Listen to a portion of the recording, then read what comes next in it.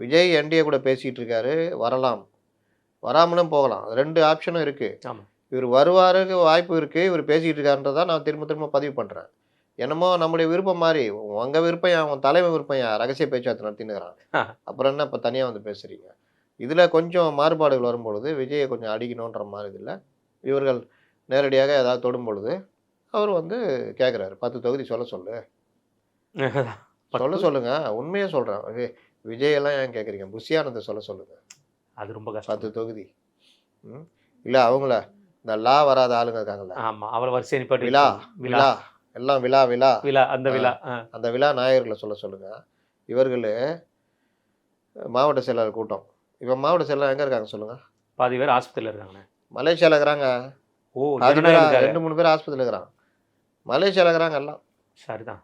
கட்சி வளர்க்குறாங்க. தேர்தல் வேலை செய்றாங்க. தலைவன் மலேசியாவுக்கு போயாச்சு ஆடியோக்கு. இவங்களுக்கு பின்னாடி மத்த எல்லாரும் போயாச்சு. பார்த்தேன் நானும் ஒரு பெரிய அதுவும் இன்ஸ்டால ரீலா போடுறீங்க. என்னதான்டா உங்களுக்கு பிரச்சனை? மக்களுக்கு அவரு என்ன சொல்றாரு புஷி, ஜனநாயகன் படத்தை வெற்றி பெற வைக்க வேண்டும். மாவட்ட செயலாளர் அதுக்கு எல்லாரும் பாடுபடுங்கன்ற அளவுக்கு இந்த லட்சத்துல போனா இவ்வளோதான்.